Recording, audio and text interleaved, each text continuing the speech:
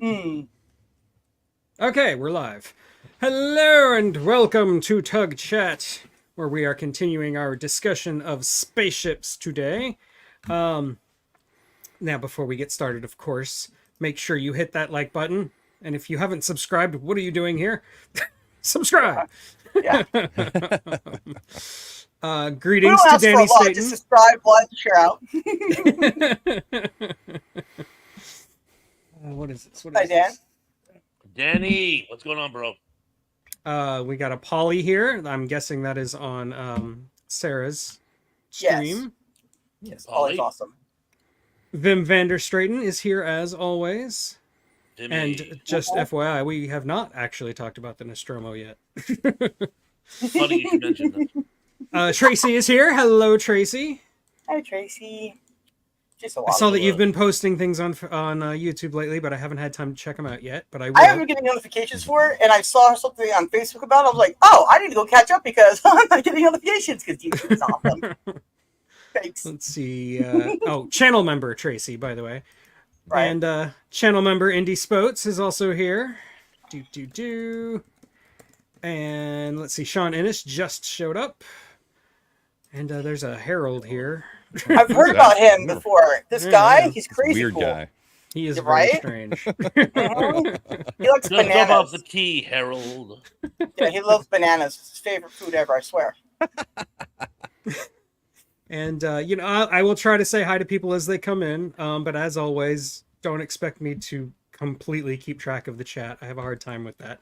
So let's just go around and say hi. Say hi, everybody. Hi. Hi. Hello, gang. Oh, man. Bonjour. And you know what? I think we're just going to go ahead and get started. And since you mentioned it, Vim, let's talk about the Nostromo. There we go. Because it doesn't even look like a spaceship. It looks like a city in space. Like it's got these large towers and huge cargo holds, and it's just basically what it looks like is kind of what it is when you make a model of something, like it could be like a model car, model jet, model anything. You always have those pieces left over where everything was like attached, like like just the random junk, the plastic junk. If you like melted them all together, like forced them all together into like a big shape, that would be the Nostromo. Which is basically actually what it is. That's kind of what they did. They took a bunch of random plastic pieces and egg crates and all kinds of stuff and just molded it together into something vaguely resembling, I guess, a spaceship, although it doesn't look like a spaceship. Well, the big thing on the back was actually the refinery they could detach. Right, from. it was a refinery, right? Yeah. The actual, like, the spaceship part is actually just a small part of the whole. And that does look like a spaceship, and it's pretty cool. It's got that, like, I don't know how to describe that shape. It's almost like an arrowhead shape. That's a cool, and the way it lands, and it's got those silly strip lighting on it, which it had broken. The strip lighting had broken when they were filming the movie, and like it was kind of hanging there, dangling. That's why it doesn't look even, because it wasn't. And they just left it in because it seemed to fit the whole concept of the movie of all the technology being broken anyway. So yeah, the Nostromo. Does anybody else have anything to say about it? Just it's really, really cool. Yeah. And again, I love that whole age of sci-fi where it went from everything science fiction had to be this like gleaming, pristine, bright future style to this sort of very mundane, lived in, worn out. It looked, given a certain level of authenticity, and that really shines through with the Nostromo.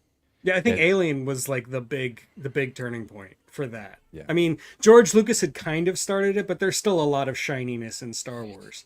Whereas in Alien, it's all gritty truckers in space. Technology's broken everywhere. It's great. Yeah.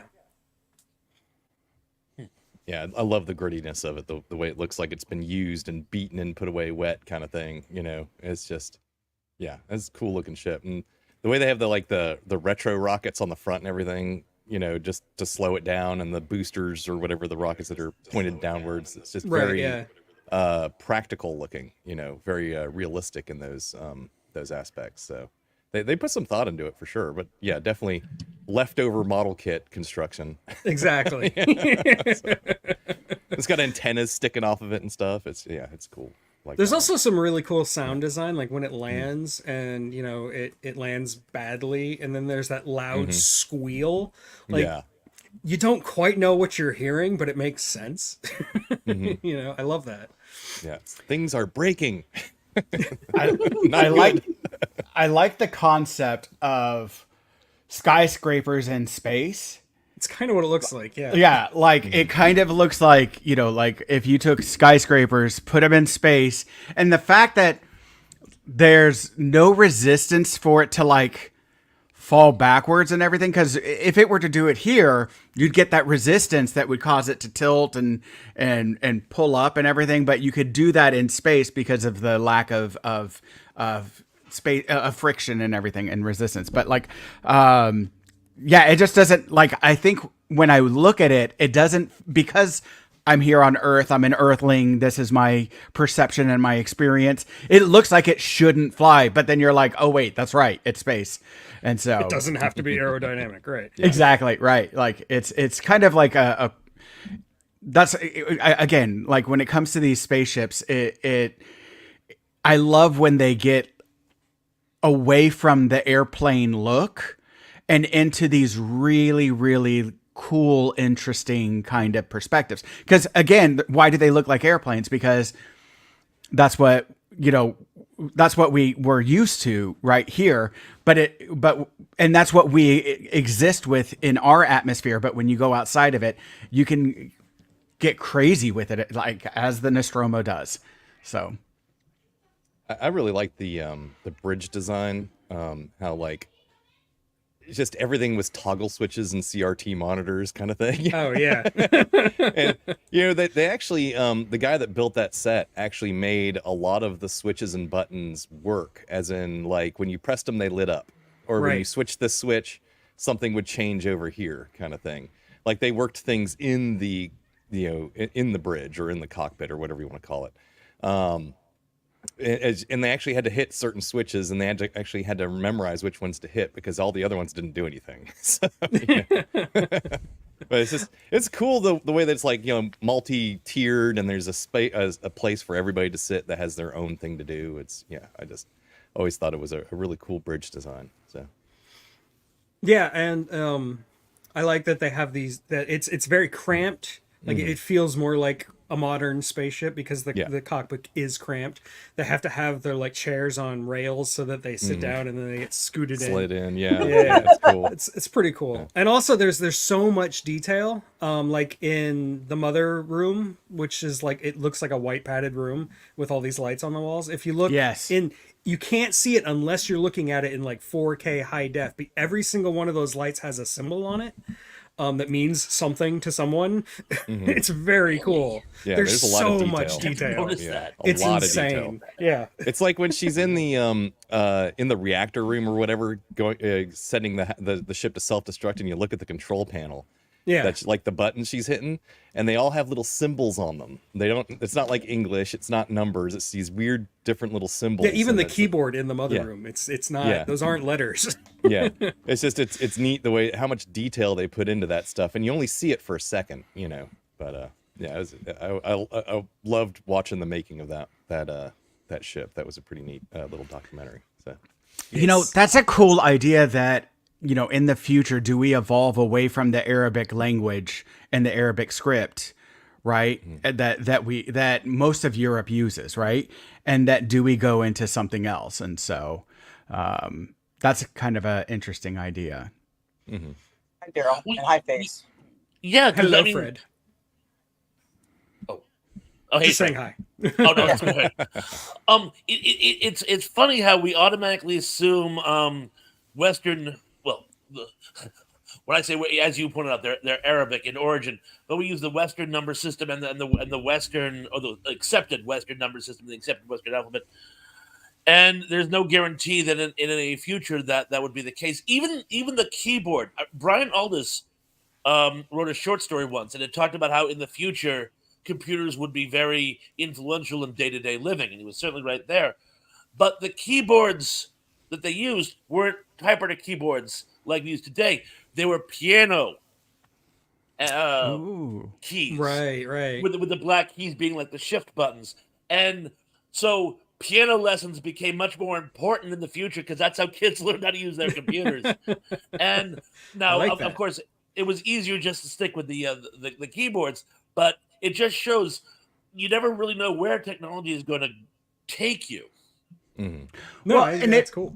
If you think about it, also like as we lower it, like in our influence in the Eastern world, like the different countries of Asia, like start to grow, like do our scripts start to merge and create new languages, new scripts, and do we start to like incorporate characters along with like letters and different things and evolve like in the next millennia or so, like next few millennia, right? That we start to get this incorporation, and as we kind of lose boundaries as we move into the space environment, like and start to see ourselves more as a single people rather than multiple, different peoples.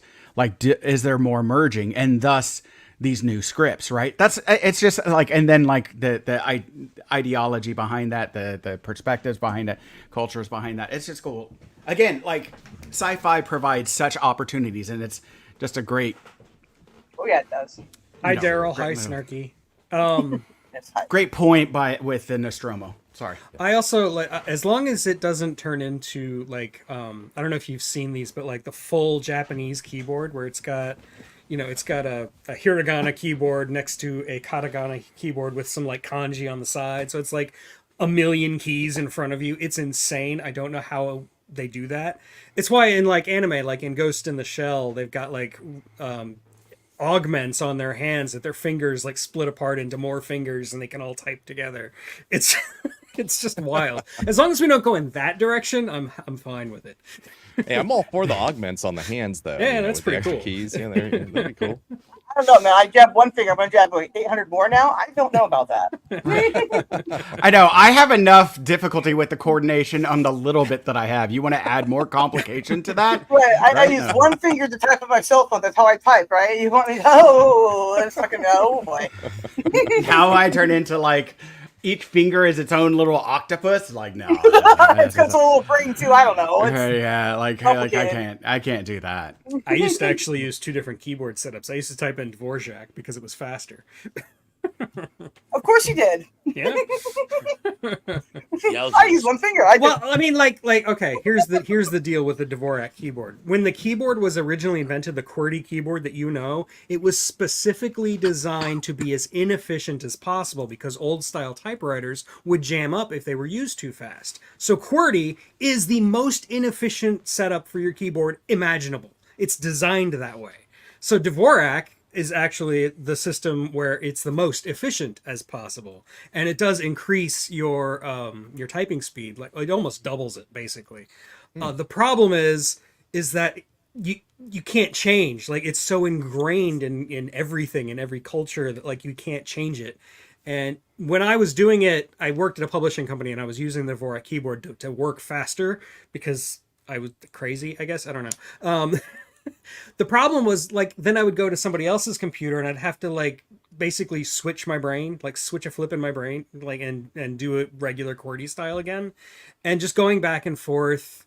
And then people going to my computer and looking at my keyboard and like their heads exploding was just too much for me. I had to eventually quit and just stick with QWERTY.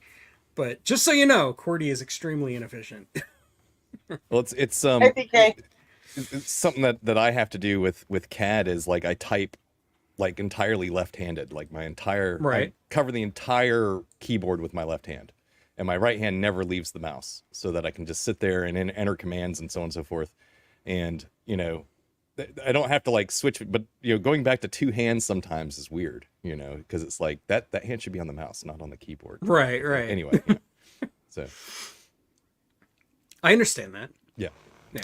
It's just, I will point out because again, this is the Seattle area. Dvorak was out of the University of Washington in Seattle. So Yeah, and he actually did pronounce his name Dvorak, not Dvorak, like the composer, although they were related.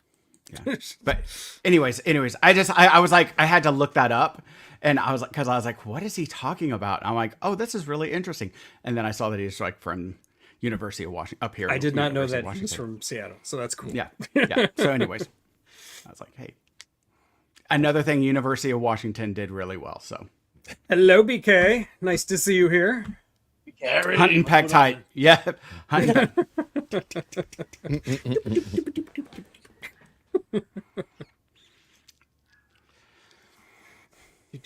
Okay. Well, I think we've exhausted the Nostromo because we're talking about typing. Hey, it evolved. It went from one, the keyboard thing, Anyway, So Thrash, what do you got? I am going to open today with the Lex from the show Lex, Canadian cult sci-fi comedy romantic farce. That's a filthy, filthy looking shit. it is. It really, really is. But one of the things I loved about it, I became obsessed with this idea years before. I love the idea. Now, cyborgs are cool. They're not robots. They're not genetically engineered life forms. They're a melding of the two. Turning this into a spaceship, where the spaceship, what's going on, dude? Where the spaceship is actually a part living thing. I found fascinating. And I love the design. And it's a dragonfly. And I know some people want to interpret it as something, and that's quite all right. They did that deliberately, but it's like a big dragonfly, which reminded me huge. I don't know how many you got. You're probably all too young for Micronauts, but there was I remember Micronauts. But you would have been like a toddler when they came out. I mean it was basically before my time, but I know of them. Yeah. But there was this flying Hornetor or something it was called, where it was basically a big insect flying ship, and my buddy had one, and we actually used it in the stop motion animation that we were doing years later, and the Lex reminded me so much of that, and the fact that the control system is not to get too close to Spock's brain, but it's actually like a series of living brains, and it's one of those things. The more you delve into it, just the cooler it gets. And of course, it's also incredibly badass. It's the most powerful entity in the known universe, and the heck? Sorry. That sounded like at the I forgot to Oscars turn when- off my alarm. My apologies. My tinnitus is getting really bad. Wow. No. At the Oscars when Your someone time is starts- up. Your Oscar is the Oscar. Get off. Time's up. Off the Time's up, stage. music. Where's Will Smith when you need him? Yeah, really. And no, Will Smith, you're never gonna live that down. Right. No, I'm gonna it's make fun of Hey, permanently hey. ruined his career. Keep Will Smith out of your mouth. Keep Will Smith's name out of your mouth. Way ahead of you, Sarah.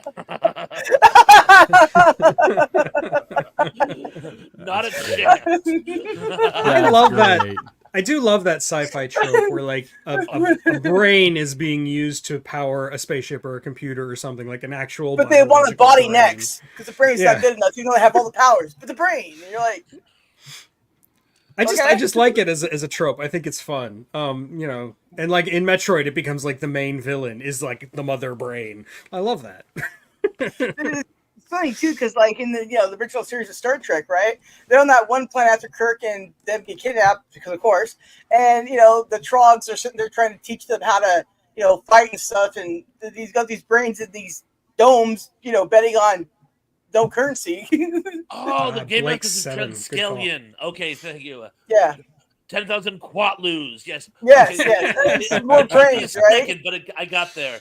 I thought you were Right. talking about Spock's brain, and it No. just wasn't adding up. No, you mentioned that. We skip back over that because we don't have to. We don't need to talk about that. It's the Listen, worst episode ever. no, Ugh. that's a whole other episode. We just go Spock's brain. That and Patterns of Force. There are some bad ones, yes. Sorry, I didn't mean to derail the conversation there, gents and lady. We Whatever, were on friends. rails? Like, what rails? What are you talking about? Rails. So, for anybody that wants to look up like what Thrash is talking about, Lex is available on Amazon. It's LEXX. It's available on Amazon Prime and on Plex. So PLEX. Lex on Plex. So Yep, Lex is on Plex, which is a free service like Tubi and stuff like that. And I didn't realize Malcolm McDowell was in it. It's Yes. kind of like the show feels like it started out as some kind of porn parody of sci-fi, but then they started to take it seriously. It's really weird. I love that show. So, have y'all seen the movie Flesh Gordon? I want to make a TV series kind of that ilk. Oh, wait. People are taking this serious. We need to take this seriously. Oh, my God. Okay. I just thought people would like the TNA, but I guess people actually enjoy the story. God. Now we got to do real work. Right? That's probably the main reason why they don't make adult films with good storylines. People would demand more. Exactly. That's the problem. Right, yeah. In a world where that's a thing, crazy. In a world. No, Lex was one of the last great things to come out of the Sci-Fi Channel. Wait a If minute. not the last. Sharknado was the If not best the thing last. ever. Dynamite. Wow. What And again, it was Canadian. It was Canadian. Oh, was it? Yeah, Yes. I didn't Lex realize was that. Canadian. Yeah, Lex was Those Canadian. those pesky Canadians again. Nice. I've heard of them. They're crazy. I don't know any though, right? D-Man don't know any Canadians. No. There's no yeah. Canadians around here. I don't know. What Yeah, you're talking right. Yeah, it's crazy talk. Canadians, huh? Where? about. What are you talking about? Right? Their Eh? heads flopping off back and forth. It's crazy. No thanks. Canadians Did don't you hear have about the floppy heads. eh? Canadian naval epic about the submariner plumbers? No. It's called Das Boot to the Head. I went a long way for that joke, damn you. It's about a boot, eh? Oh, sci-fi. Das Boot to the Head. Red Dwarf. That's a very good suggestion. Yeah, I was going to bring that up earlier, but I forgot. When we're talking about the Lex spaceship, you got to talk about the ship from Battle Beyond the Stars. Yeah. It's basically just a big pair of boobs in space. That's all it is. Not only that, yet. Good. I do have a favorite, ship too that is oddly enough not boobs. Well, it is your turn, so go Yeah. ahead. Oh, Yeah, go yeah. ahead. Okay, good. Okay, so in Austin Powers, right? When they take the ship up to space and I happen to really like that rocket ship design. It's just amazing. I mean, I think the whole purpose of it is just one big refrigerator, but at the end of the day, it's brilliant. It's a large shaft, and it's amazing. It's just great. And life But, I mean- imitates art now. So Right now we need a crossover with boobs, and it would be just amazing. And that's how we then write the perfect adult storyline. I love in Austin Powers when they're trying to describe it. Sir, it looks like a giant. Then it cuts scene. It goes, It's smooth and long.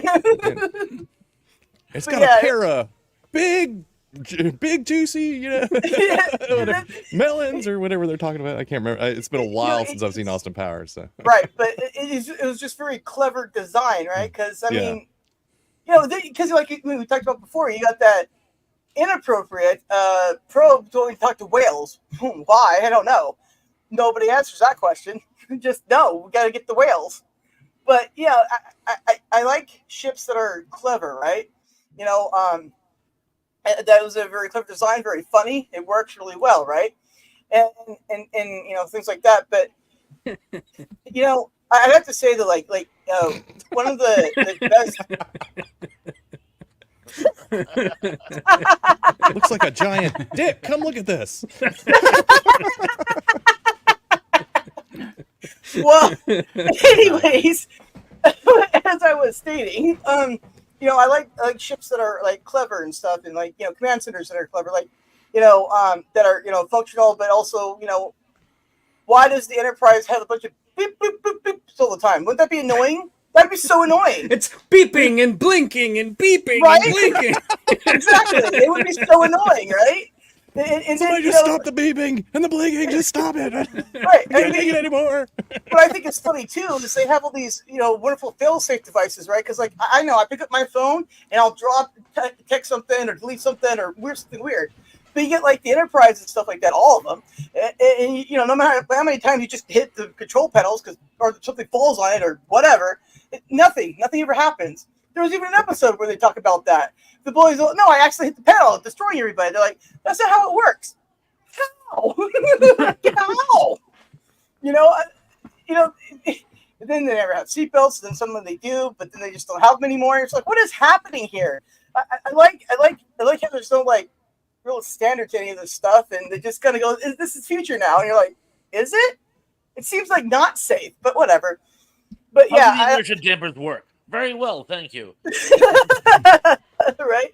But you know, then you get like these weird, make no sense designs in these ships, right? Like in Star Trek, First Contact, right? You got not First Contact? Is it? No, it's Insurrection. You got Riker fighting the other second in command guy, right? From the other the Romulan ship, right? And then suddenly they're in this chasm in the ship, and there's this huge, unnecessarily long walkway in this chasm. Like, hey, what room is this? What does this go to? What is this, right? Like I was talking about the choppers before, you know, like poorly written design things.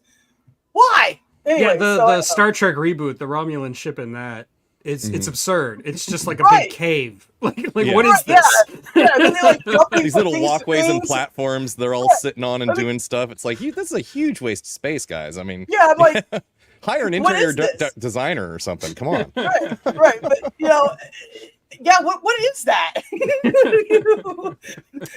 know what I mean? And then now it's like they don't even attempt to describe a ship. It's just like some big doom cloud coming out of something with lightning, and you're like, what am I looking at? You know, like, you know, then you get like fleets of ships. You get like Picard going out there, and the planet that breeds up orchids. Only 3 of them too for an Armada. It's like, what is this?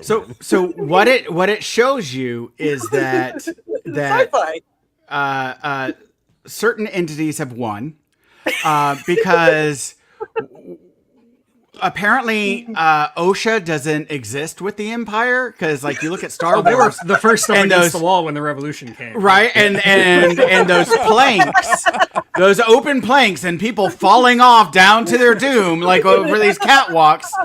And you're like, those are not regulation handrails. They do not have building codes in a that is not safe. Like one would think that if you're smart enough in order to build something that goes across galaxies, you're smart enough to build it safely, but apparently not so, because that's what happens when OSHA and regulatory bodies get dismantled. To be fair, if you're working in those areas, you should be wearing a harness and clipped off. Or they shouldn't exist. Like, right? Yeah, like that should not be a spot where you're like, let's go here. Or if they have to go here, maybe built to code so that there's not like a giant death pit beneath you. Well, remember there was a giant blue barrel in a cargo hold that almost like destroyed Worf. So you know, right, exactly. So and it was amazing. And then he has no honor because a barrel hit him. I'm like, how does that work again? I must die now because I have no honor. That was one of the best episodes. Yes, it was. Right, yeah, because then you got that chick going in there like, hey, I can save you with some radical procedure. Oh, you died? Oh, but you're back. And I'm like, what am I watching? Because Klingons are like, have fail safes in them. They die and come back to life hours later, whatever. Oh, yeah, of course, because they're writing. McGuffin? Whatever. They have a built-in organ called the Deus Ex Machina. It's like right here. It's right next to the spleen. Bye, Morris. As it filters out the blood, the old blood cells, it also provides regeneration and newly cellular bodies that bring back the self. That's it's a running theme in Star Trek though, because like there was the episode where Spock went blind. Yeah. But then you find out he has like backup nicotinating membranes. Because of course they do. Yeah, because why not? All bipeds need 2 sets of eyelids. We blinded him unnecessarily? Maybe he should have done more tests beforehand. At all? Did Spock forget he had this inner eyelid that this was an issue? how many times did Vulcans go blind that they had to evolve that? Like, how? Like, take the scissors away from that species, because apparently this is an issue.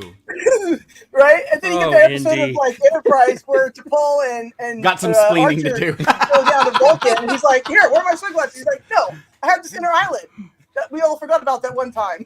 And again, what 1 million candlelight? It would burn his skin off. Yeah, I- basically, yes. That's insane. See, now, Geek would know about that. He almost lost his skin a few months ago. Yeah. So, But you yeah, see, it's the like, Ascent Island, really- you know. Yeah, of course. In space, there is no building code. Obviously not. Yeah, right. Especially not on the Death Star. You know, it is a fair point, because, like, you know, when you talk about like the Death Star, the point of a regulating body is to tell you no, right? When it, you know, when an issue comes up, and who's going to tell like Palpatine or Vader no, right? So Hey, I like, guess there is no point to that. Give them credit. When they started building the Death Star Mark II, they actually did have safety rails. Like Luke had to, or Darth Vader had to throw the Emperor over the rail. You know, That's true. That's true. But that was the last time they had safety rails because that was too much. because obviously it didn't work. Yeah. Right. Right. Right? Brilliant. Yeah, same, Indy. I was thinking the same thing. Like, they have low levels of light on Vulcan, so why? Just why? Just in case, apparently. You know, just in case. Of course. Well, because what's happening is they're constantly creating such bright light to contest the low light that they burn out their own eyes and have to like. Well. Remember, the Vulcans didn't necessarily originate on Vulcan. Remember, he said there were gray areas in their past. That's The true. indications Gray they were areas. actually colonies from someone else. So maybe the instead of having a red sun, the original homeworld of the Vulcans had a more brilliant, bright sun. Malicious compliance. Yes. Well, all I know is, aside from the giggle factor of a lot of these things, right? Some of them still look cool. That is Yes, true. that is true. Yeah. So yeah, Like, penis those- ships. Anyway, All right.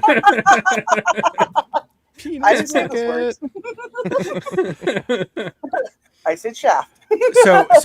So for mine, I'm gonna go with Flight of the Navigator. Like Nice. that's one of the all-time greatest ships. Though first off, you have Pee Wee Herman as the voice, right? Paul, Paul Rubens. and then you've got Paul Rubens, and then on top of it, it looked like a strange like clam of sorts, maybe, right? There you go. But I always thought it was then- like a peach pit or like a, yeah, actually mango peach pit. pit. Yeah. Yeah. I think that's well, it went from a peach pit into a mango pit. Yeah, there you right. go. Yeah, like 'cause it could change, right? And that was so cool. And then on top of it, you're a kid. First off, also chrome all around. Like that's Right. phenomenal. Chrome right? on chrome on chrome. On It's like that Oh, yeah. SpongeBob future where everything is chrome. Yeah. Right, but I would imagine that seat would have been very Phenomenal. slippery, even not in motion. So I don't know how he stayed in that seat to begin with. It doesn't look like it's gonna. Yeah, there's no do seatbelts that. on that thing. It Right. looked like a Right, very yeah. uncomfortable seat. There was no padding. It was just all metal. You know? And he's constantly like flying back. and forth. Right. Yeah, I mean, Sliding I'm back and assuming forth. It's Too got to small do for it. murder on your hips, man. Yeah, Yeah, your hips yeah. are bruised. You know, how did he get out Only of a, there? only a child can fly it, apparently. Because they only have the hip. Only they have the hip strength in order to Anybody- handle that. Anybody over 40 would be like, I'm not sitting in that. Right? Right? I can't handle it. I'll break. I don't I'll want to never break get a out of hip. that seat again. I'll never recover. And it was just again as a kid, like anything that as a child that you can fly is spectacular, right? And so I just it's one of my all-time favorites. And if you want to check it out, go check out the Unapologetic Geeks review of it so you can see how That was great very good. that ship. Yeah. Yes. Yeah, My it girls doesn't have loved a it whole and it got lot of- them to It doesn't have My a girls- whole lot of okay. views because the YouTube algorithm hates it when I talk about kids movies, and they think it's a kids movie for some reason. Well, I yeah, don't know. because anything that stars kids, they automatically turn the comments off and all that stuff. Like some of them, I have a few that don't have any copyrights, right? So I could, in theory, play them. but I know because of the bots and all that I'll get taken down and in trouble for showing a movie that has the copyrights. There were a bunch of other movies I was going to cover, like Explorers, and there was a couple others that were like, basically kids movies, but Explorers what's is great. the point? Explorers is great. I love Speaking Explorers. of a great spaceship. Anyway. But yeah, no. That review was actually like, it was so good that it's hard for me to get the girls to watch an older movie. And I understand it. But by watching that, like they were like, okay, this looks interesting. And so then I got them to actually watch Flight of the Navigator because of your review. So there's a fun fact about Flight of the Navigator. It's the first Disney movie that said the S word in it. That's true. Oh, that's right. Oh, really? Oh. So as a kid, I forgot about Explorers. Oh my God. I was like, I know that. Oh, that girl, like the girl alien, like. I love those aliens. Those aliens. Oh are my fantastic. God. Those aliens were phenomenal. And it's got Ethan Hawke. Ethan Hawke and River Jason Phoenix. Crescent, River Phoenix, Amanda Peterson. Oh, that's Got the so whole crew. great. Yeah, it's a great movie. Yeah. And the ship's cobbled together from junk. Yes. An old, what was I mean, that? like, it's just kids Tilt-A-Whirl? build it, Yes. It's great. They take an old, what was it, Tilt-A-Whirl or It whatever? was a Tilt-A-Whirl Yeah, seat, and they- yeah. Tilt-A-Whirl cab, and then they add parts like a trash can and some old washing machine doors and whatnot, and yeah, it's awesome. That was a Joe Dante movie. He actually reused that as the basis for the ship in Inner Space. Did he? Yes, he did. I didn't know that. Oh, yeah, wow. I can see the resemblance. Yeah. Now that you mention it, I had not given it much thought, but yes. Yeah. I'm on a Joe Dante kick because I'm currently working on a review of Gremlins 2, so... Okay. That would explain it. But yeah, no. So I love Flight of the Navigator and Explorers. Great tie-in with that. God, same era, yeah. Great movies. But no, my son who is on the spectrum, he really connected with Flight of the Navigator. There's like that scene where the kid is like hooked up to a computer and like there's all these weird things going on in his brain, and he's like, "That's my brain doing that." For some reason, my son thought that was so relatable. So, right? As did we all. Yeah. Right? So yeah. But yeah, that is a great movie. Just great, brilliant. Then I like the words.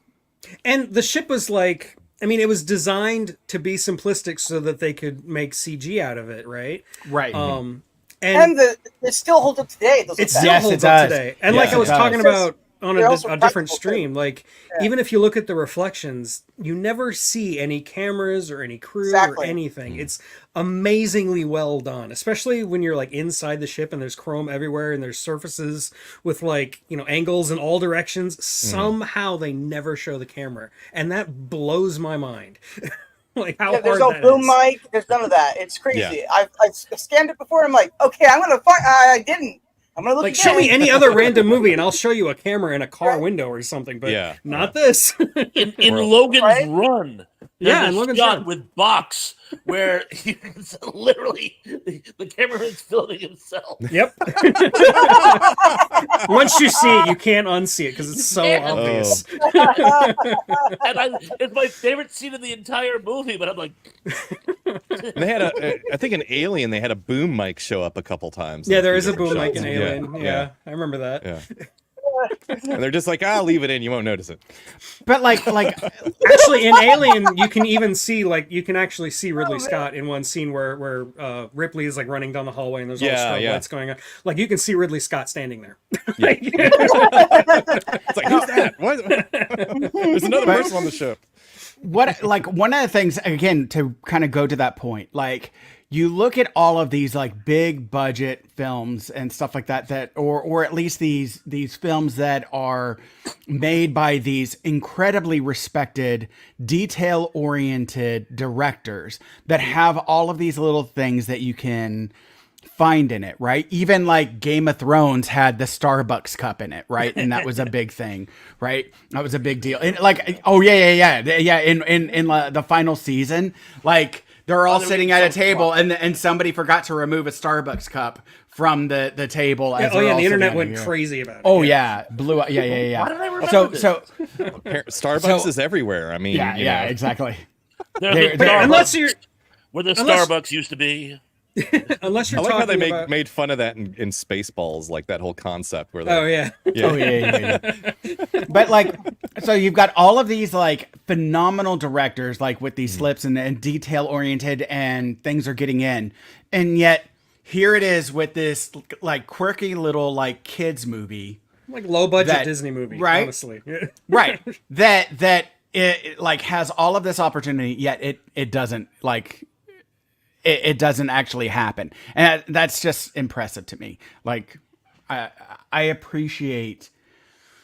I don't know if that was like the director going like, "This is my opportunity, so I'm gonna like really put my effort into it and make sure or whatever." Because it's sometimes when you're fresh, like, and it's your break, like you just get so detail oriented that you don't want to make a mistake that it comes out it can come out really phenomenal. And so I just appreciate like, Yeah, I reviewed that movie. I don't even remember the director, so I couldn't tell you. yeah.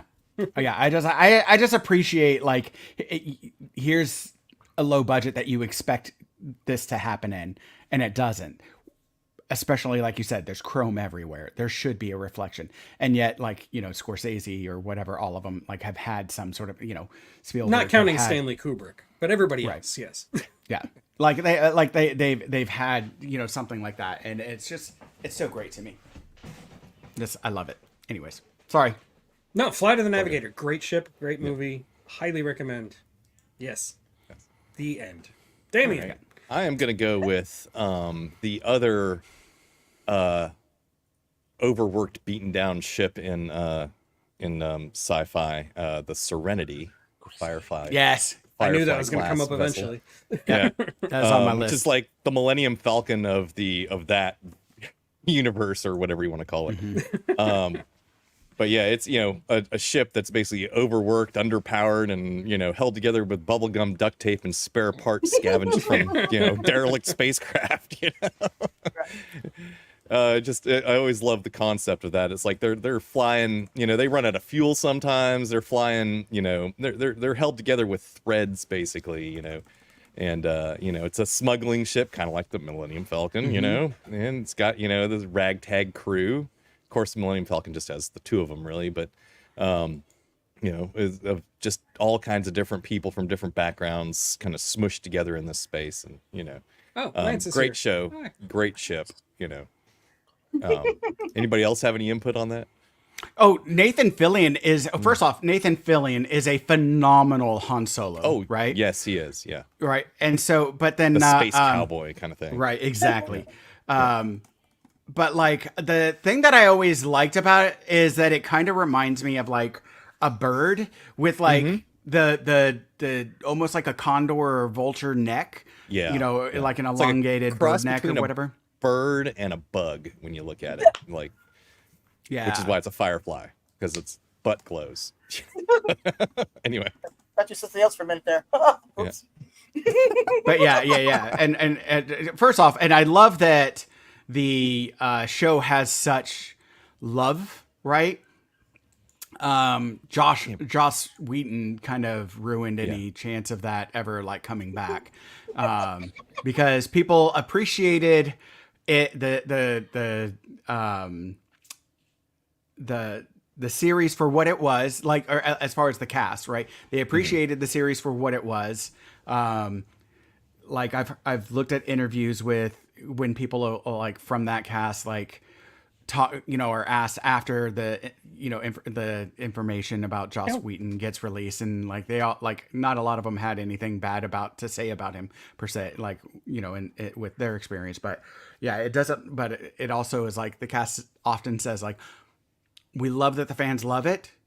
It was a great series, and now it's time to move on. It's over. It's not coming back. It's right. And so like, but I don't know. Like, I feel as if like, if everybody loved Joss Whedon, then they would be like, absolutely, we're going to do this again. Let's get the band back together or whatever. And so yeah, it's unfortunate, but great for what it was. And the ship is just phenomenal. I love the relating it to the Millennium Falcon, because that's absolutely, you nailed it with that. Like, And the engineer's a Oh, cute thank you, girl. thank you very Like it's oh yeah, Yeah. what's her name? Kaylee or Yeah.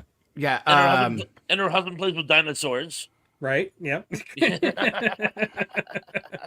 And whenever anything would break, Yeah, she'd Jules be like, straight. "Let's just have you Straight. tried hitting it?" I love that.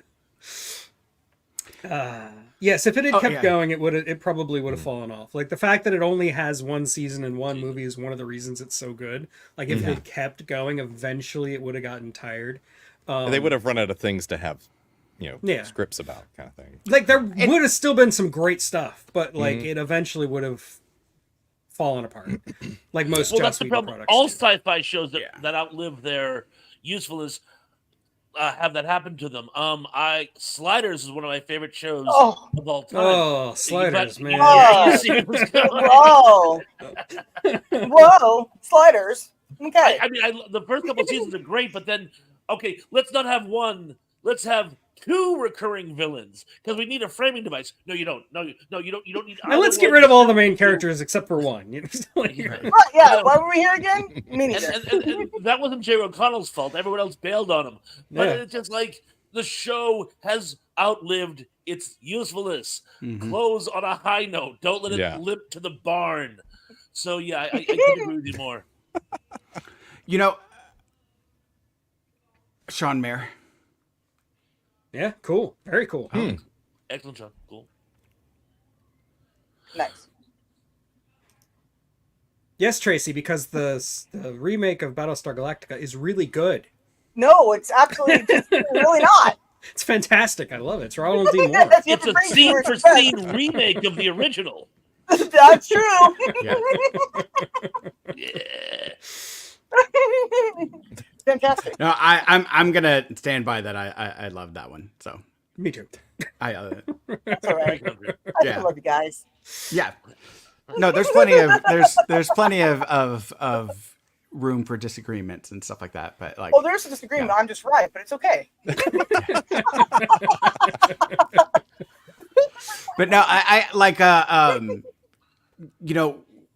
with that, like I think about athletes, and when you see like athletes sticking around too long, and they're like, you see them kind of tilt down, and you're like, oh, please don't put him out there, like, Like Joe Jaromir Na- Jagr going out on the ice looking like he should be on a wheeler, Oh yeah, right. Like, or Joe Namath. Like, you're like, oh Joe, don't. You're gonna get hurt, man. You're gonna get broken.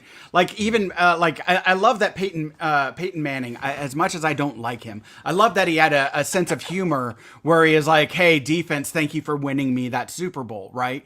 And carrying me down the field, right? And like the first season that he was there, he was phenomenal.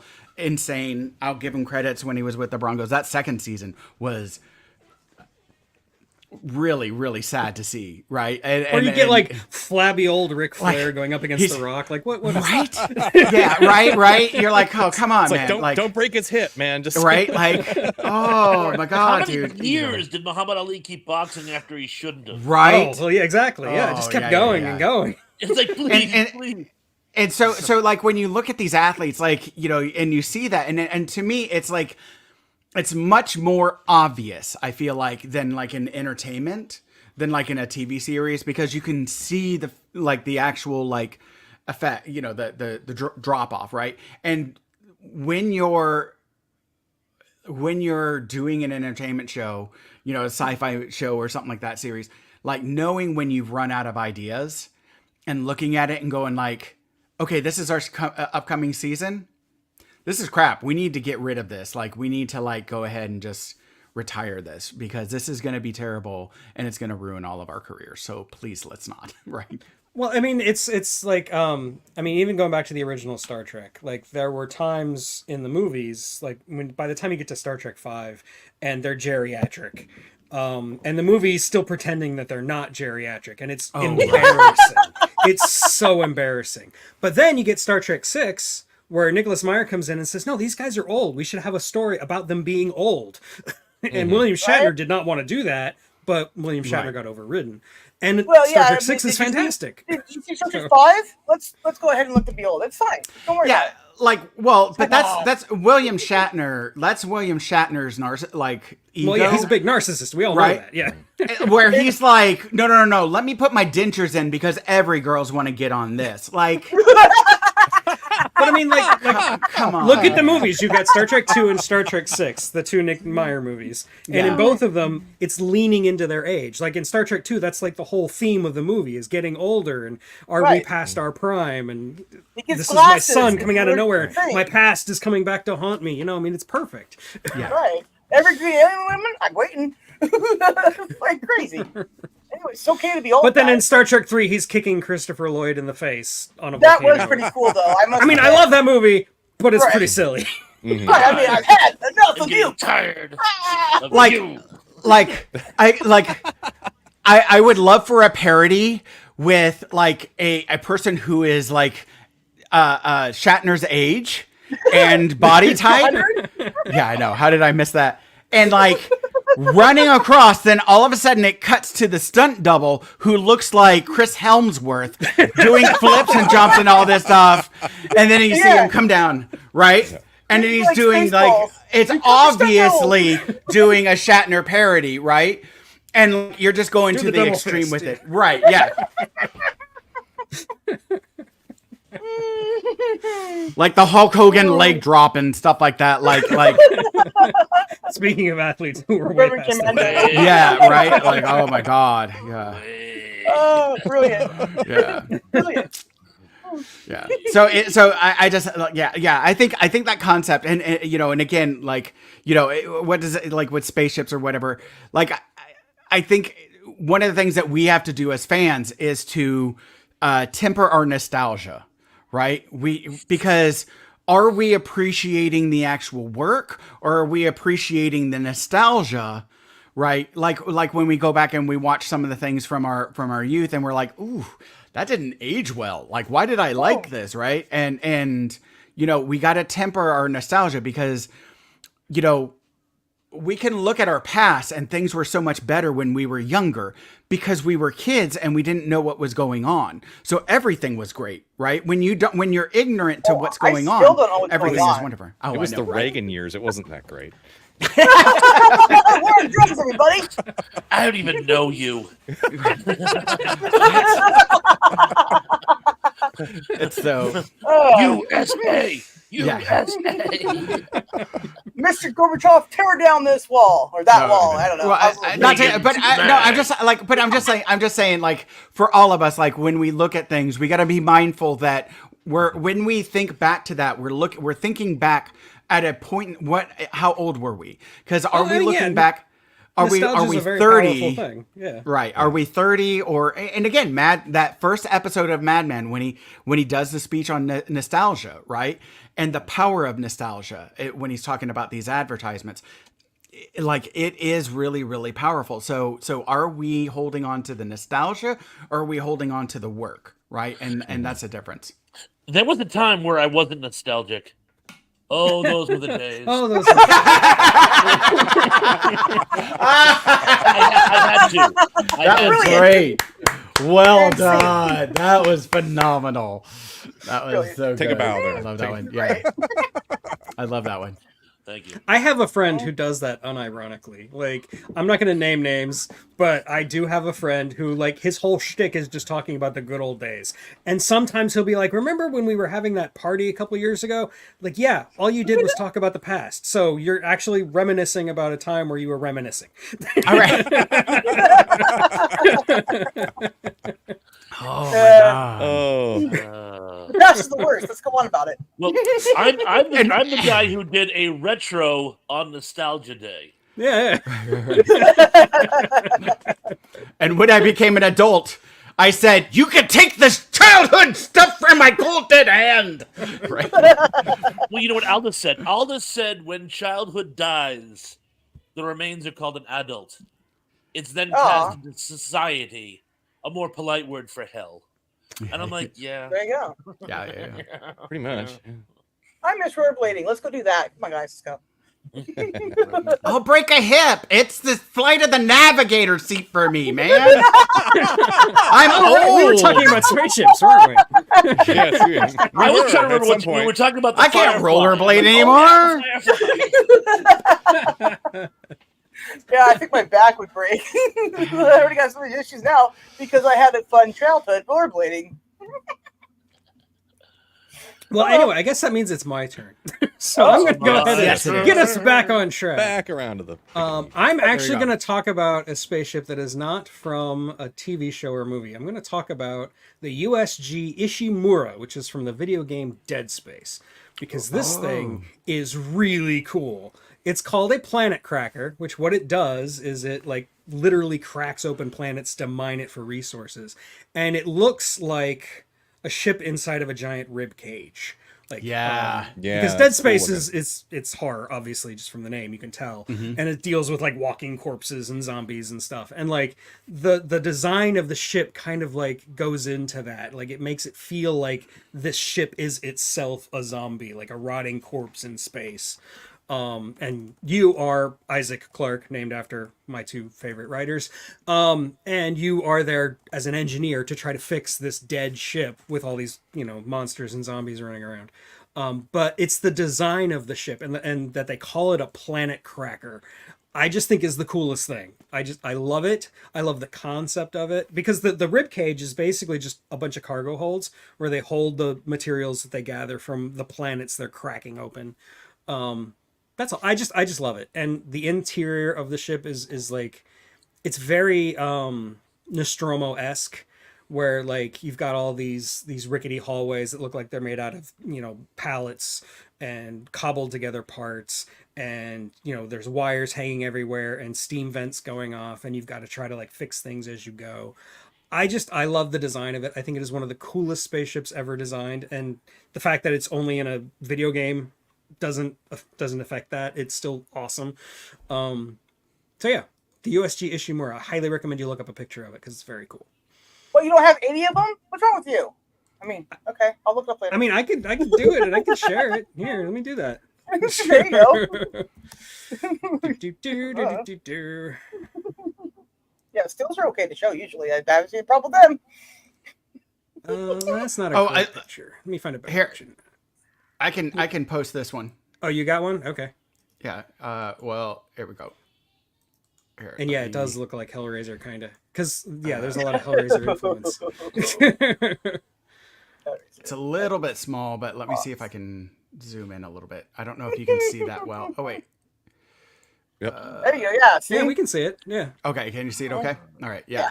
Like you look in here and it's got here, where are we? But yeah, it's got like the rib cage, like you say right there. It's got the ship inside of a rib cage with the stand that you need in order to put it on your shelf. So Right, exactly. It's perfect. right, yes. And so it's fantastic. I got to see if there's one of those make your own Lego kits for the Ishimura, because I would totally build that. Then make sure you do that live because that'd be great to see. Oh yeah, content. Absolutely. Right? Plus, I can make jokes about it. Like, oh my gosh, did you see that? You know what it looks like right now. You're right, Vim. There are Dead Space animated movies. They're based on the game, obviously. And for the record, I've never played the remake because I refuse to reward EA for closing down the studio that made the game and then decide to make a remake of the game so that they can make more money off of it. Yay. Pisses me Challenge off so everything. much. I will never play the remake. I'll never give them my money. Yeah. Oh, I hate EA with an absolute passion. What are you talking Everybody about? does.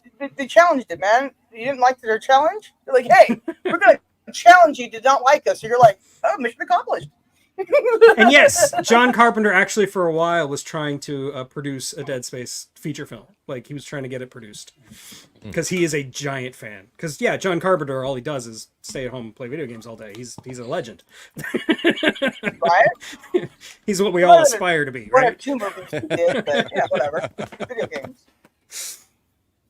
So yeah, that's all I got. I just wanted to bring that one up because I don't think it enters in enough discussions about really cool spaceships, and I think it is one of the coolest design spaceships ever. It's an insane design. Like that is a like like you said, like a spaceship with its own rib cage and a stand.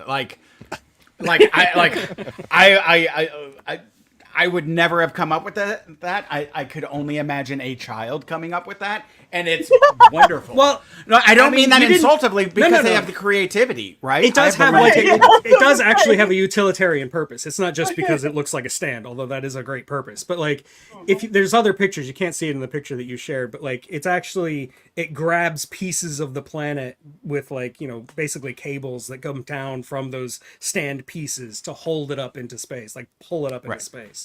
Right. So yeah, It's a carrier. But no, but awesome. like, yeah.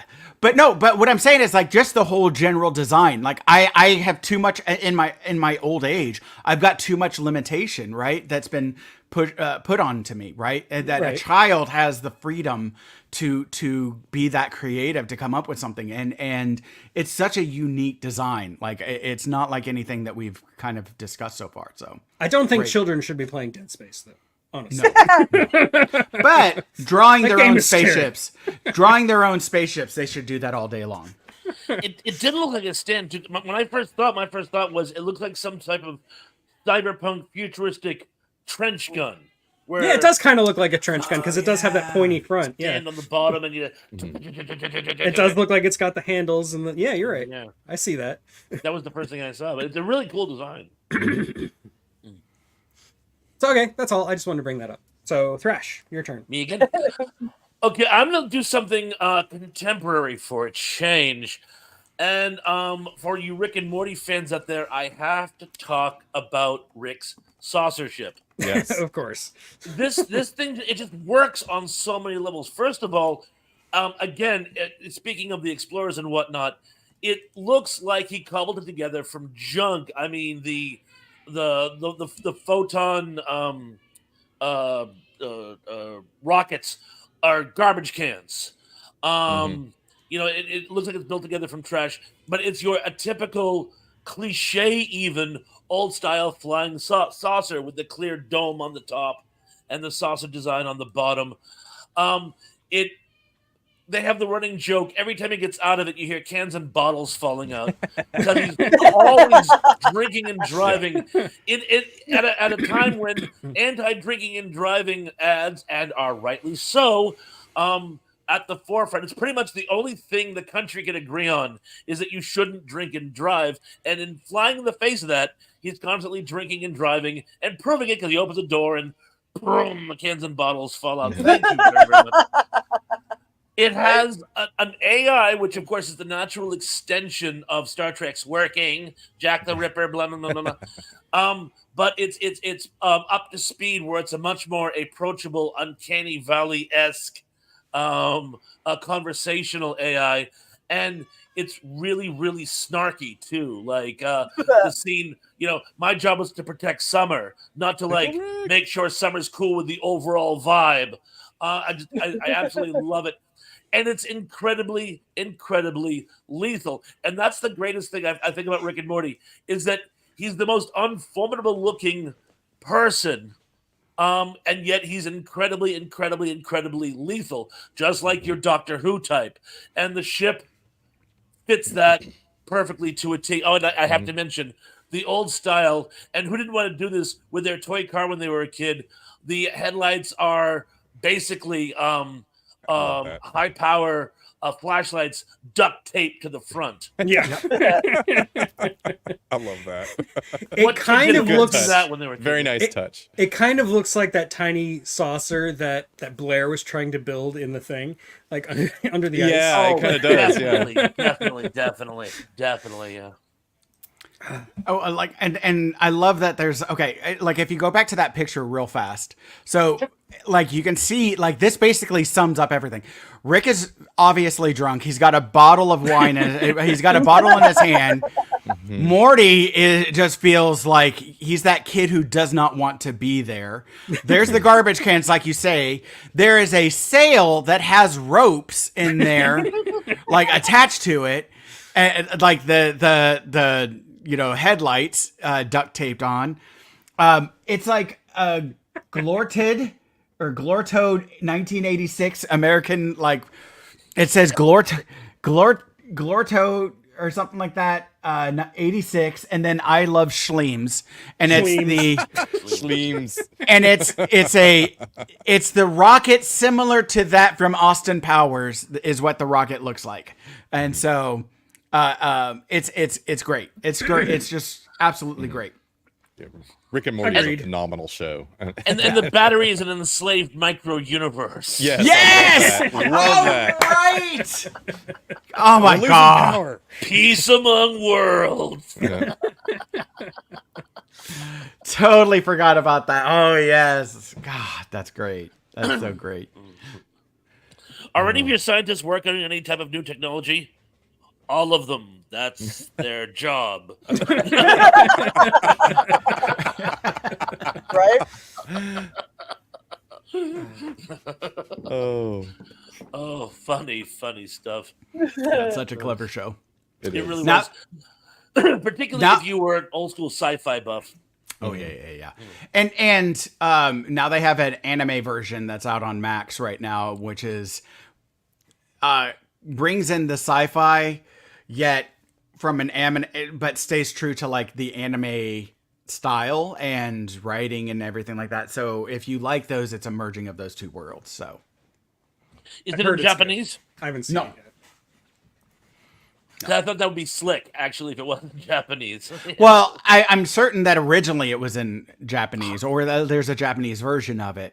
And some of the writing is in Japanese. Like when you go to like some of the stores, like their boards, their signage is in Japanese and stuff. And so, Wakagaijin. yeah. You ever heard the Japanese dub for The Simpsons? It's really funny because like Homer and Principal Skinner, they're both the same voice, and it's like an angry samurai voice. It's like and it's freaking Homer. That's awesome. Oh, that's an interesting dichotomy because over here we make fun of the male elder. Yeah. But in Japan, you need to show respect to the male elder, right? Exactly. And so how do you play that? That's interesting. I haven't thought about about that. Do.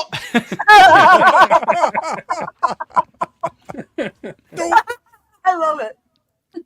Oh. Anyway, sidetrack. So, yeah. All right. All right, Sarah. Soundtrack. I have not seen that yet. All right, but here's a actual thing that I really do like. As a kid, it was definitely one of my favorite ships out there. And of course, we're going to talk about Star Trek because now, anyways, so right, so the Klingons, bird of praise, freaking love them. They Absolutely. look terrifying. They're pretty maneuverable. Weird inside. It's very just metal. I don't know, and every bed is just flat metal, and whatever. Blood wine, everybody. But but I mean, they literally just like assassinate each other there. They have some type of code about it usually, and then they just randomly start singing songs, which is kind of like reminds me of like the Hunt for Red October, right? When everybody's just like singing in the sub, right? Like like let them hear it, so you'll see, right? Whatever, right? But it's like the Klingons, they're kind of reckless like that. They have a cloaking device, but at the same time, they'll make themselves known. You just can't see them, so they'll just ambush you. Crazy, right? And they always talk about honor and stuff and whatever, but who knows? But the ship itself, I mean, it's dark, it's brutally. You never see it in light. It's always just dark in there, right? Even when the Enterprise crew, commandeers one, it's just dark, right? And I mean, think about Star Trek 6, right? They had one that could fire while cloaked. Whoa, that didn't turn out well for the ship, but at the end of the day, that ship as a child, like, it was like the first ship that I was like, I'm afraid of. Like, I don't want that, If that came after me, yeah, bye, Yeah, that's just, there you go. The fact that the way it's designed, you get the guns the turrets on the side there, it's brilliant. And you get the main torpedo thing right there in the front. It's just like it glows. It's like spit death at you. It's crazy. Yeah, they're mean looking. Yeah, When they were originally being designed, like the one from Star Trek 3, when that one was being designed. They said, could you make it look a little less like a bird? So what the designer did, it wasn't Okuda, it was before his time, but he basically put wings on it. Like, it's like, I'm gonna draw wings on the bottom of it because screw you. Right? Well, I heard it was making look more like a bird because scary, like raptors. You come out, raptor come out, you're gonna be like, you got a pigeon come out, you're like, just stop. Raptor come out, you're like, I'm gonna bleed. It is definitely one of the coolest designs for any like starship. Oh yeah, and when I was a kid too, I used to like put my fingers like this, right, and then this would be like the wings here, the thing, and I would go like this, and I would play my own ships while watching the show and stuff, right? Yeah, I did those things. Still do. We all did. It's okay. Yeah. Exactly. Right. So this is safe space. Right. Yeah. This here. I don't care. Anyways, it's giggle space in my mind. But this here was like, before I had toys of Star Trek. My hand was that, right? I could live long and prosper both hands. Then I would ship. And then it's crazy. Good point, Danny. They somehow fit a whale in one of those. Yeah. especially the Brel class was tiny. They were like they had a crew of like 12. Yeah, but they had plexiglass, so don't worry about it. It's fine. If you've I still want to know what they did to John Larroquette because they didn't kill him. He's still there. I don't deserve to live. Fine, I'll kill you later. He kills him off camera. Okay, yeah. The interior double punch, of course. The interior of them's almost like it's like being inside a submarine almost, like an old German diesel submarine or something. It's designed to look that way. It's compact. It's claustrophobic. It's dark. It's there's steam coming out of things over there. Right. It's just like it made you feel that the ship was real because it's not. It's not bright at Enterprise. Boop, boop, boop, boop, boop. So you're like, it's not a luxury liner like the Enterprise D was or something like that. It's exactly. There's no families on that ship. You find a family on that ship? No, you're not. They're gonna die. You get that contrast between the used futurism and the shiny futurism, both in one property. You get this feeling when they shoot the interiors of those that it's like everything that's there is there for a reason, and none of it's there for comfort. It's all there for one specific reason, and we don't care. It doesn't need to be rounded. It can be sharp and jaggedy, and if you ran into it, speaking of unpadded chairs, yeah, exactly. I mean, in the Klingon ship, you can have your weird dog thing next to you, and then you could just like cry when it dies because your it's called a targ. That too. And the beauty of it is that like it gives you that feeling that they're always on edge, right? Because they're always on edge, because if you're not living up to it, you're cut down and the next person comes up, right? And so Christopher Lloyd will literally shoot you with a phaser. Right. Yeah, I wanted it was a lucky shot. No, and can't do that too often with a crew of 12 either. So right? Why do you think it's a crew of 12? If you full screen it was the 100 when they image, started. Yeah. If you full screen the image, you can actually look at the wing and see the drawing of the wing underneath. Yeah, the wings underneath. Yeah, exactly. For some people, covert class. Yeah. So, but for some of them, for some people that might be on their phones or whatever, like if just to help them see, like they may not be able to see, but yeah. So like the Romulan bird of prey, right, from like the original series, also had underneath it the wings of a bird painted, right? Freaking love that design too, right? Of course, that was also a really good episode. They're throwing people out into space to try to confuse people because suddenly now the whole body is just floating in space from debris of a ship. I don't know. Anyways, it's funny you bring that up, Sarah, because you mentioned the Klingons like singing from Red October. Both of those tropes are based on, I'm going to say the wrong title, I apologize in advance. I believe it was called The Enemy Below, which is a German World War II submarine movie. And both of those are actually based on it because the idea of when the Romulans are trying to convince the Enterprise that it's destroyed, they take the body of the dead and they blast them out. Put them out. Yeah. Because suddenly whole bodies now float in space from space debris. Like what? Yeah, so it's just funny. Star Trek drew two inspirations from one old war movie. I thought that Yeah. was slick that we mentioned. Oh yeah. Well, it's like I see TNG ripping off, Space 1999, and Space 1999, kind of taking out some from the original series of Star Trek. But it's okay to borrow and think because Yeah, it makes everything different, rips off from story. everything. That's Yeah, like it makes normal, different, cool storylines and stuff like that, right? Yeah. Mhm. And then I also laugh because I'm like, oh, so that's where they got that from, But yeah, because then it also, that kind of stuff makes you then want to see other movies that it's based on, because if this is cool, what is that, right? Right. No, Sure. and like, can we just like stop and appreciate how like differentiated the different ships in Star Trek are for the different Oh yeah. different species? Like the Vulcan ship has all this really sleek like round designs. You've got the Starfleet ships that all have the the nacelles and the saucers, and I don't know. I think it's very cool, and the little Ferengi ships, and I love Brains, that. they have that weapon of Whatever that is. basically. Yeah. Whatever. That's kind of cool. And the And then you Klingon got ships all look really mean. Yeah, the Klingon ships look like they just Then want to you kill notice- you. Yeah. shapeshifters don't Hey, have Michael. ships, Right, they They don't. steal theirs from like other.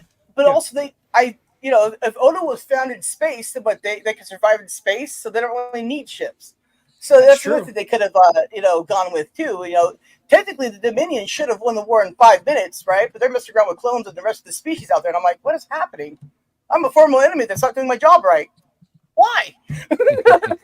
Yeah, in theory, you could take the great, I forget what they called it, the merge, the whole group of the changelings, and just make their own starship out of themselves. Yeah. Right? That'd have been pretty interesting. It's a neat idea. Yeah. All right. But anyway, Star Trek. Trek, We everybody. will talk more about Star Trek later because I do have another Star Trek ship on my list. Whoa. I think I have 3. Yes, I have 3 other Star Trek ships on my list. Other. Pretty much The my other. ship. Yeah. Yeah, that we haven't mentioned yet. Yeah. I've got What? a number of them as well. So Star Trek will be back.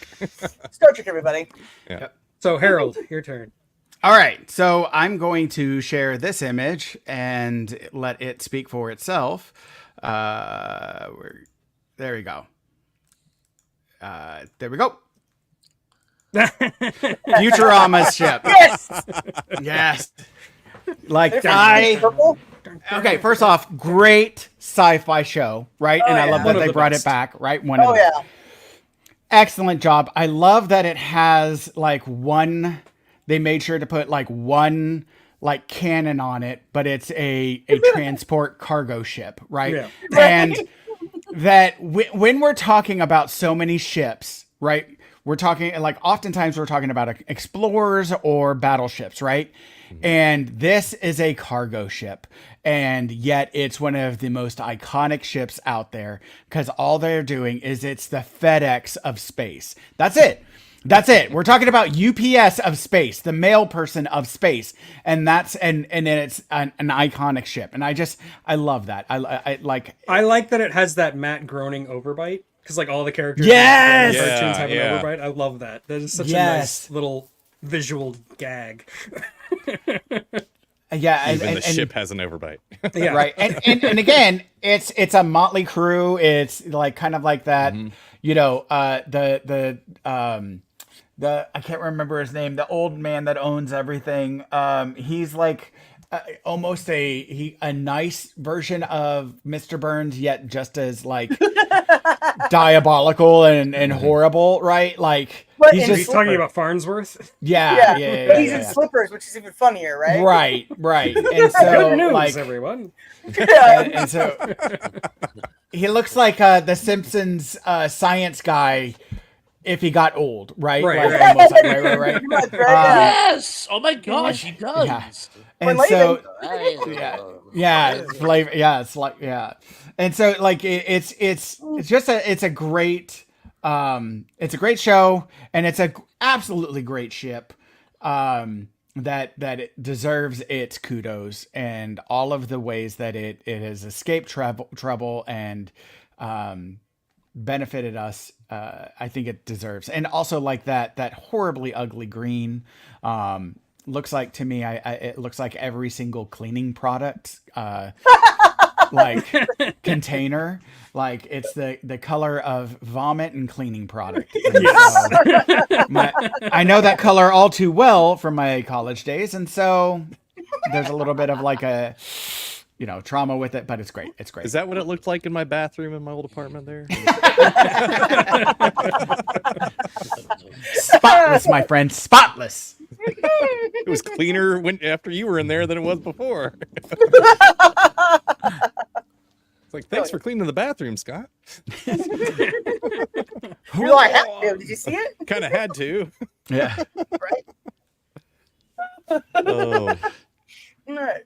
But yes, absolutely love Futurama. Yeah, It that's is a one of great my show. favorite shows of all time. Yeah, it is. Did I ever Good one. share with you folks my story of the time I got into a heated argument with a representative from Fox over Futurama? No. No. May I? Yeah. I'm all ears. Feel free. I will Okay. platform you. Thank you. I love sharing this anecdote. Okay, so many years ago, as I'm sure you know, now, of course, Fox's best night lineup had always been Sunday's Animation Domination. Mm-hmm. Well, it just happened they decided, well, we're going to get the best of both worlds, and they bring in Sunday Night Football. Now, here's the problem with Sunday Night Football. Football always runs late. Always. Yeah. And what Fox was doing was, rather than starting the lineup with a repeat, they were starting with an all-new Futurama, and then following up with and then we follow with one of your favorite Simpsons episodes, i.e., a repeat. And it used to bug the heck out of me because you're missing the first 5 or 6 minutes if you're lucky, sometimes more like 15 minutes of the new show, and you've already seen the Simpsons episode. And this went on for a while. Football season ended, and then they started showing Futuramas again, but the ones they repeated weren't the ones That got preempted.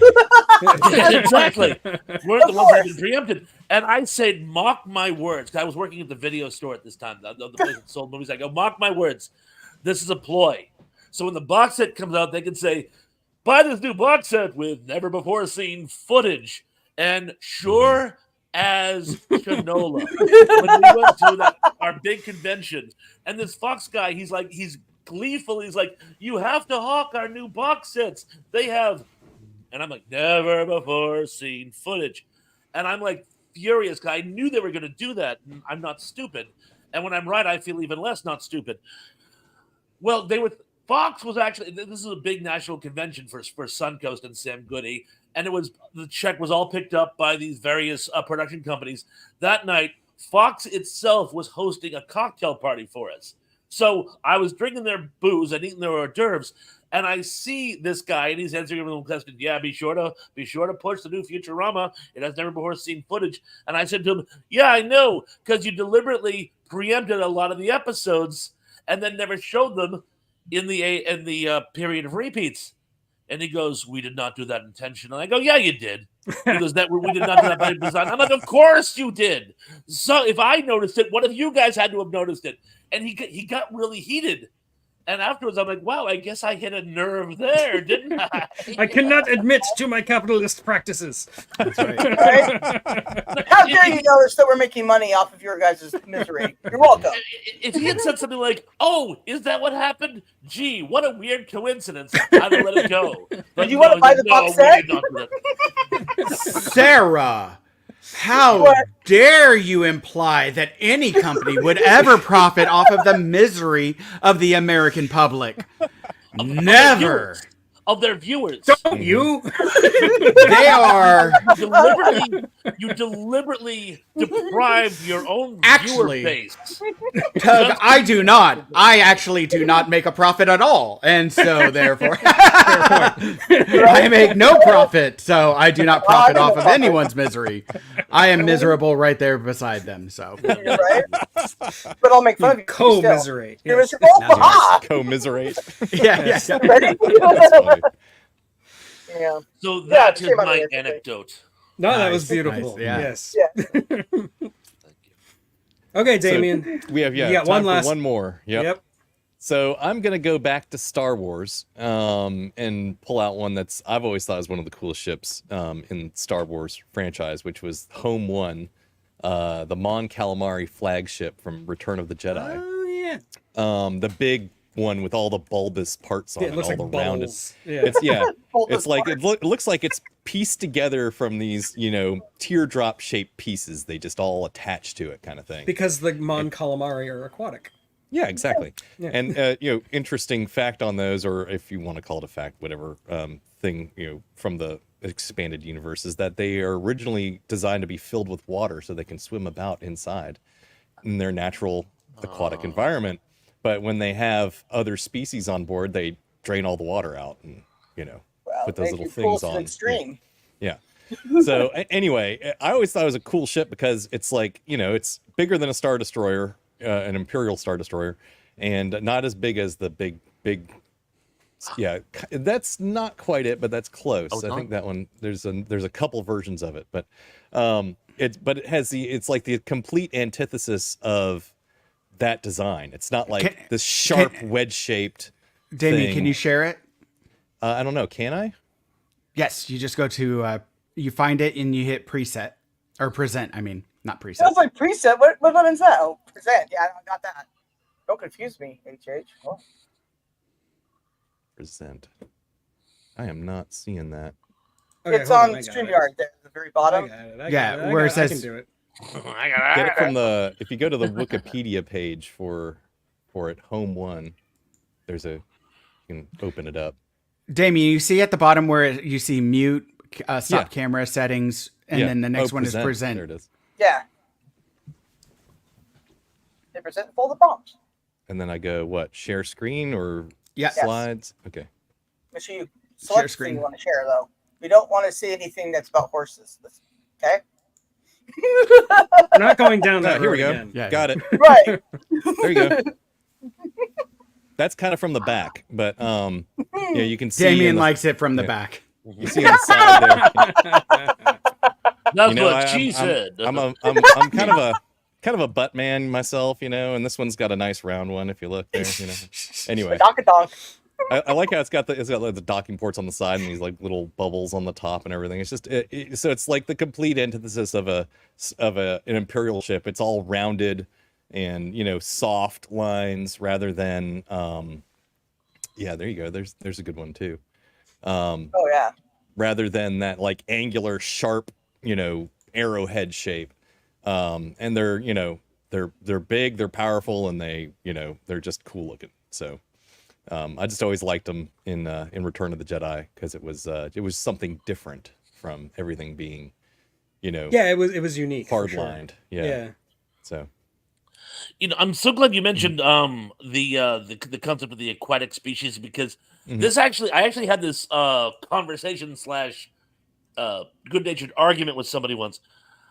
Could an aquatic Indeed. species ever achieve space travel? Because the additional weight of water versus air would so increase the weight of the ship they could never reach escape velocity. they would probably have to wear suits with water in them, like a space suit that we would wear that has air. They would Like wear a water Sandy. suit. Well, In SpongeBob, she's That's a- got a Okay. dry suit on so she could be in the water. But then Yeah. in her Then suit, they- everybody has to yeah. wear a water suit to be in Yeah. there. I Exactly. I will say, like for real, the amount of extra fuel and all of that stuff, like they're incredibly meticulous about weight and cutting weight, and because the fuel that would be required in order to do that and to get them there.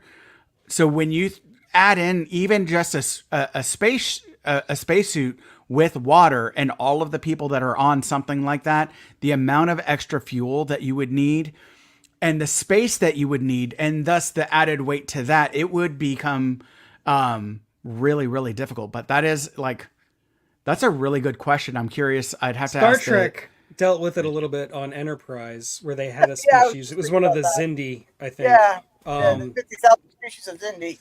But like they were from a very small planet, so like there wasn't as much gravity to overcome to get into space. That was how they dealt with that issue. But yeah, like they didn't go into enough detail because you didn't see them very often, and when you did, the CG was terrible anyway.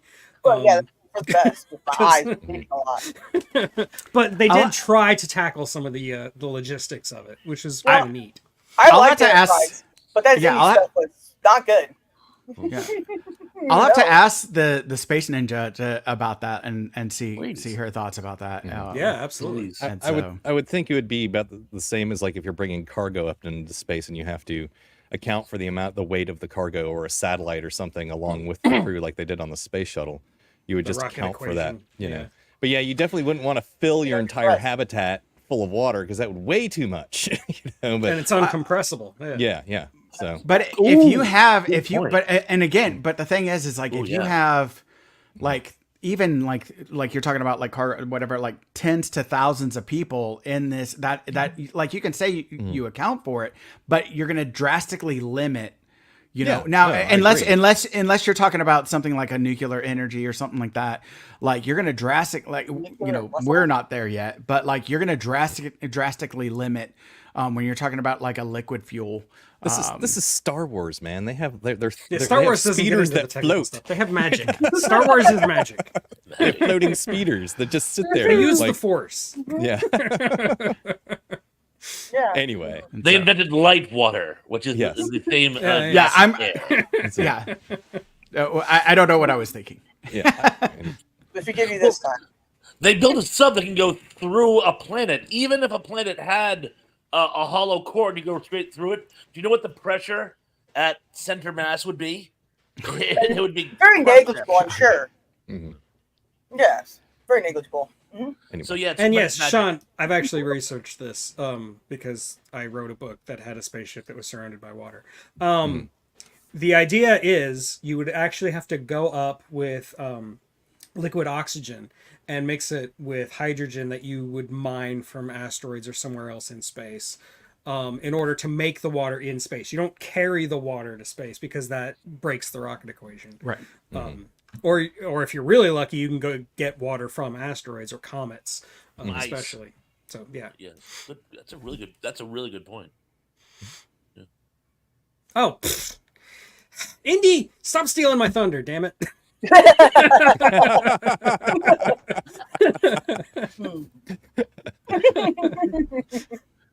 Ah, Indy, you know everything. Indy's not a person. Indy's AI. He is. just hasn't He's shown his hand absolutely. Indy, you're the ghost in the machine, and we love you for it. But that is a fair point because they do already use the liquid oxygen in the rocket ships already. Yes, And in so- rocket ships, yeah. you already have liquid oxygen. Yeah, see, there you go. Indy, you didn't say the oxygen was liquid, so I still outsmarted you. There you go. Here's one for you. I was You actually made me mad. I have one more question, if you'll indulge me. Yeah, go for it. They're talking about the Mars colony. Mhm. Okay, there's two problems with getting to Mars. One, you would and building a colony. You would need people with all kinds of engineering skills once you got there. You would also need to increase the population real fast. Would not the best way to overcome this problem be to use female engineers? Because they could then in themselves, provided that they were interested in having children. Of course, that would probably come up in the questionnaire before you hire them. Female engineers don't exist. What are you talking about? What is a woman? I've never heard of this before. I knew I'm that married it to wasn't- one, just for the record. I knew it wasn't going to be the child That's what there she that was said. causing the issue. I knew it was going to be the engineering problem that people would have a tough time licking. But would not be that be the best way to do it? Have a bunch of women who, shall we say, are in peak childbearing years once they get there, rather than cart all kinds of people from Earth to Mars? Well, I don't know. Let's ask Elon his opinion on that. Yeah. Well, that's what made me. I'm wondering how he's going to try to do it. He has 15 children himself, so as far as that goes, he's ahead of the curve. Well, see, what he wants to do is first is put a sperm bank on the moon. So there you go. No, That's This is true. so going in the direction So- I didn't so- think it was going to. My Yeah. favorite. I want answered to your say question. my favorite part of this stream was Tug going and doing his little like broomp, yeah, people, and then he has to go. Oh, Indy.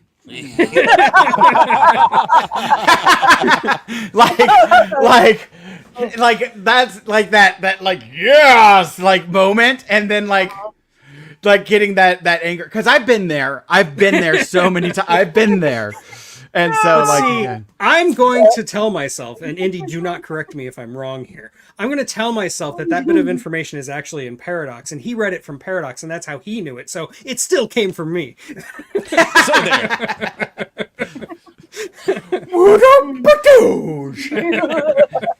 Boom. I don't know why that made me so mad. You got to drop your mic now. Yeah. Wait. Let me get my mic here. Let me People drop- I'm not get gonna. you. Sooner Here, or I'll later, drop my someone's gonna get blobfish. you. How's that? There you go. Blobfish. Oh, poor blobfish. He just his big mistake was coming to the surface and expanding. Poor thing. I mean, come on, I love my blobfish. He's great. I don't know.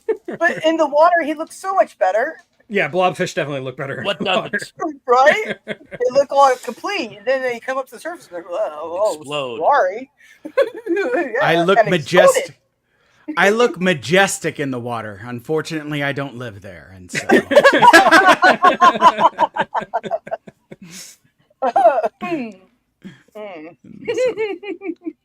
All right. But yeah, okay. All right. Well, we're past the hour and a half mark, so I Yeah, guess that's what we're- I'm saying. Yeah, Now we're all just like, I was enjoying it so much I Wrap it forgot up, to check P. the time. Yeah. Wrap it up. Yeah. My favorite part of the whole stream was all the laughter. It's the best part. Yeah. You do make this a lot more laughter, fun, giggling. Very giggly. Yes, there Yes. is a You're lot of that. welcome. Yeah, the thing I do is the giggle thing. Yeah.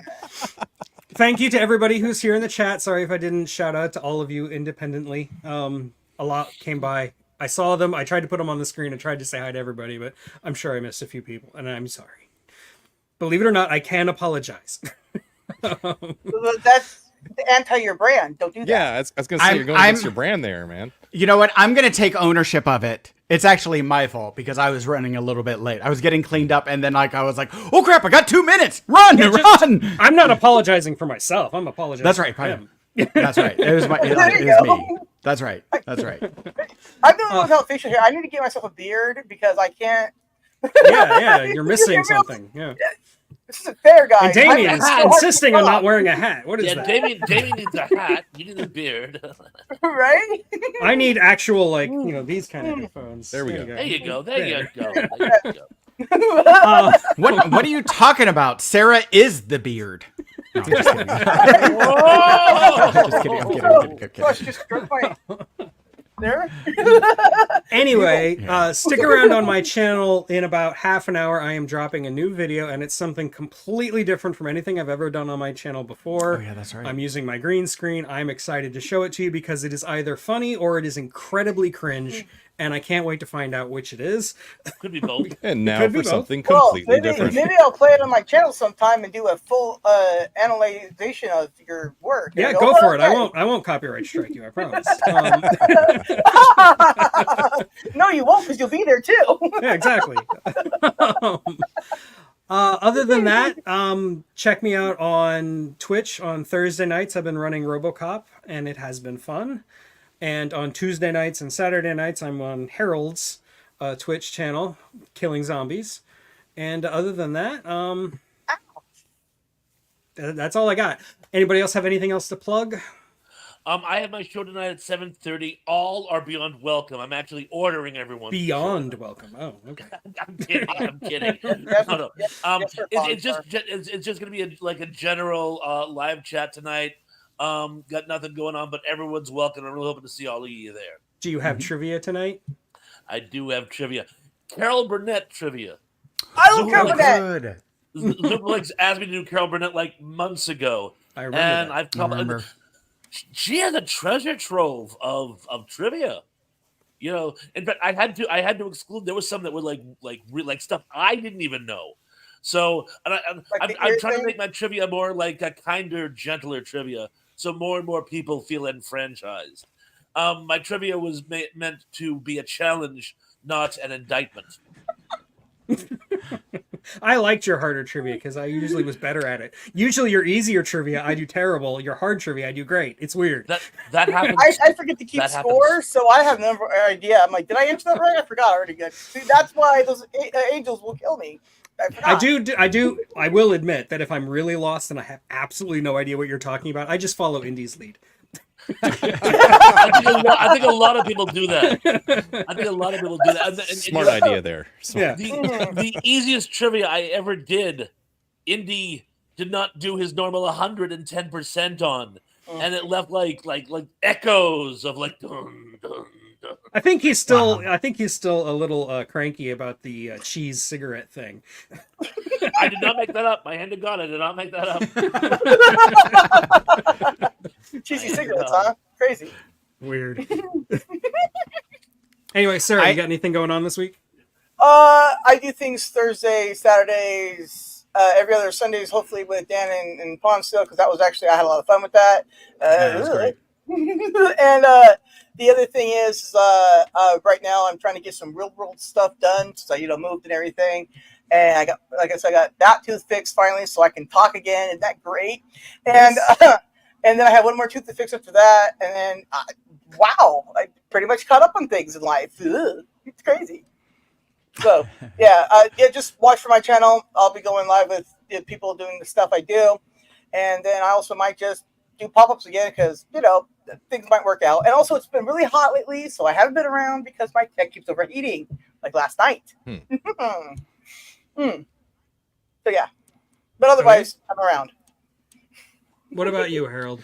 So Tuesday, scheduled, I have Tuesday night, Thursday night, Friday night, and Saturday night. Tuesday and Saturday, we take on zombies. Yesterday, you can check out on Twitch my video on demand. Am I able to put my Twitch? Do you allow Yeah, I have to make you a moderator links? to do it. Oh, okay. But no, like you can always drop anyways, all links in my chat because everybody's a mod there. Oh yeah, that's right. But yeah. So you check out my schedule on Twitch.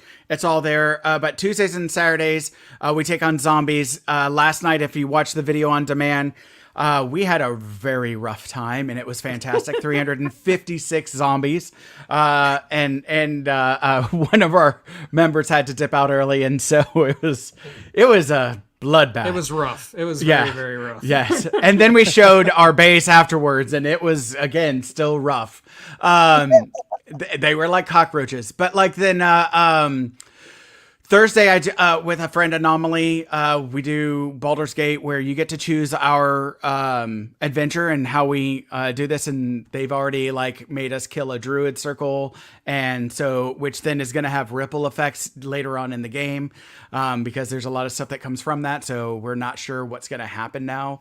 We've lost all of our friends except for like one or two, because they made us like either kill them or get rid of them. And then Fridays, again, 9 p.m. to 6, or 9 p.m. Eastern, 6 p.m. Pacific, my wife and I do our roleplay Baldur's Gate 3.